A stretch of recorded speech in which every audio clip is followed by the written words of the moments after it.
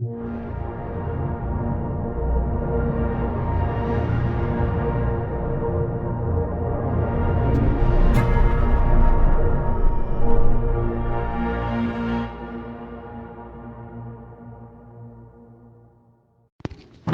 paz, meus queridos irmãos, que o Senhor abençoe a vida de todos vocês que estão recebendo essa mensagem agora. Hoje, Gênesis capítulo de número 6 é o texto que nós vamos estudar dessa sequência que nós estamos fazendo de todos os dias, né?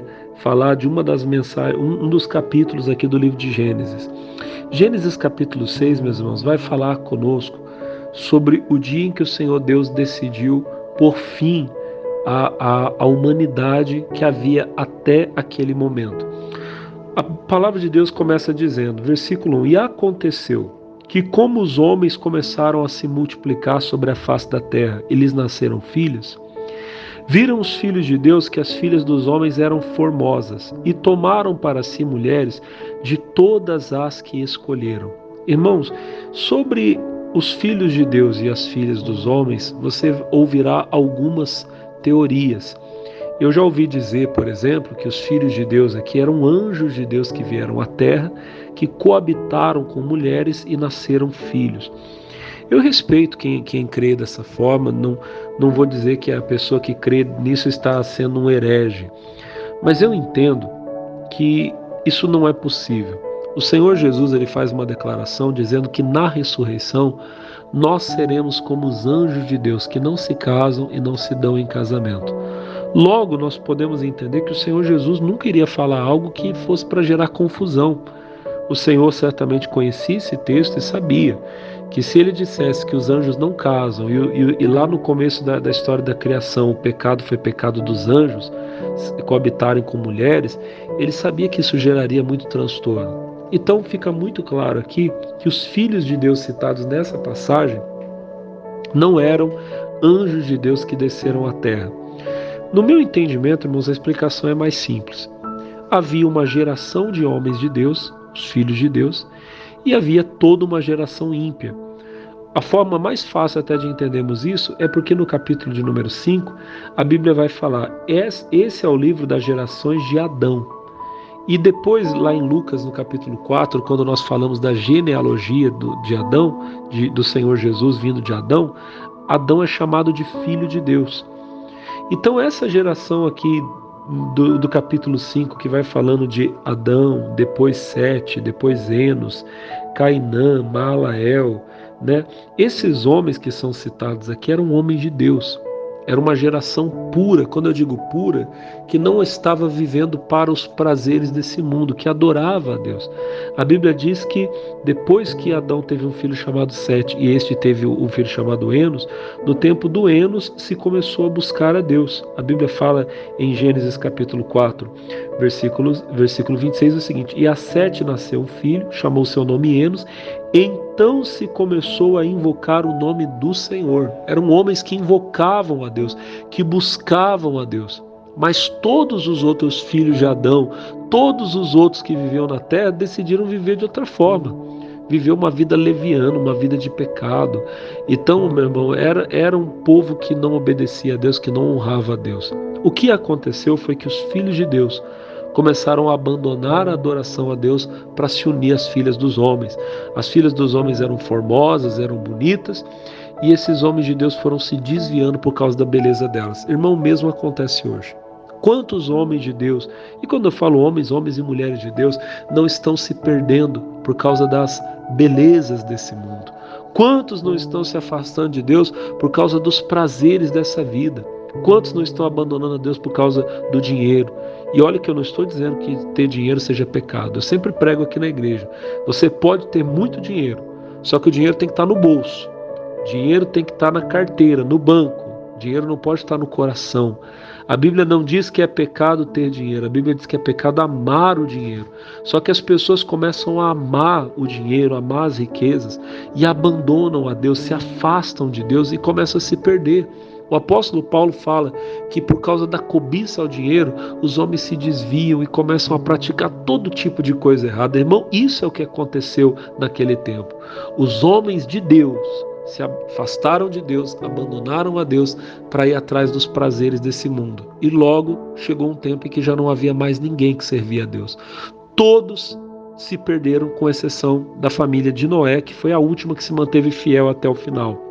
O versículo 3, meus irmãos, é tenebroso. Me perdoa falar assim, mas é verdade. A Bíblia diz: então disse o Senhor, não contenderá o meu espírito para sempre com o homem. Eu acho que essa é a maior tragédia que um homem pode viver. Depois, é claro que o inferno é pior, mas essa daqui é que vai levar ao inferno. É o momento em que Deus não fala mais com o homem. A Bíblia diz que o Espírito Santo é quem nos convence do pecado. O Espírito Santo vivendo em você, irmão, ele vai mostrar a você quando você estiver errado. Mas se você constantemente ignorar a voz de Deus, se Deus falar com você e você decidir que não quer ouvir, vai chegar um momento em que Deus não vai falar mais. Talvez Deus vai continuar falando, mas você não conseguirá mais ouvir a Deus. Esse é o grande problema do pecado contra o Espírito Santo. Porque o Espírito Santo luta com o homem, mas tem pessoas que elas já se tornaram completamente insensíveis, não querem mais ouvir, não importa o que Deus fale. Irmão, tem gente que não importa a pregação que você faça. Eu estou ministrando uma palavra aqui que é de Deus, mas tem gente que vai escutar e vai falar: isso aí eu já sei, isso aí eu já conheço, eu já ouvi. Sabe o que significa isso? Que Deus fala e a palavra não entra mais. Ela não se deixa mais ser quebrantada. Não existe um convite que você faça que vai fazer a pessoa querer entrar num culto, ouvir uma pregação. Ela vai dizer: eu já entrei em tudo quanto é igreja, eu já sei como é que é, eu já ouvi alguns dizer assim: eu já conheço os bastidores, já sei como funciona. Essas pessoas estão completamente endurecidas de coração, entenebrecidas no entendimento. A Bíblia diz que o Deus desse século, que é o diabo, cegou o entendimento dos homens para que não lhes resplandeça a luz do Evangelho. Então essas pessoas não querem mais ouvir a Deus. Irmão, enquanto Deus está brigando com você, seja feliz. Se você vem para um culto, você escuta uma pregação e você se sente mal e você chora por causa do pecado, levante as mãos e agradeça. Significa que você ainda é sensível à voz de Deus. A pior coisa é quando o homem não é mais sensível. Deus, naquele dia, decidiu que os dias do homem seriam 120 anos. Antes os homens viviam muito mais, era muito mais tempo para pecar. Agora os homens teriam menos tempo para pecar. Eu entendo também que esses 120 anos era o tempo em que o homem ainda teria até que viesse o dilúvio, porque a Bíblia diz que que Noé levou 100 anos para construir a arca. O versículo de número 4 vai dizer: havia naqueles dias gigantes na terra.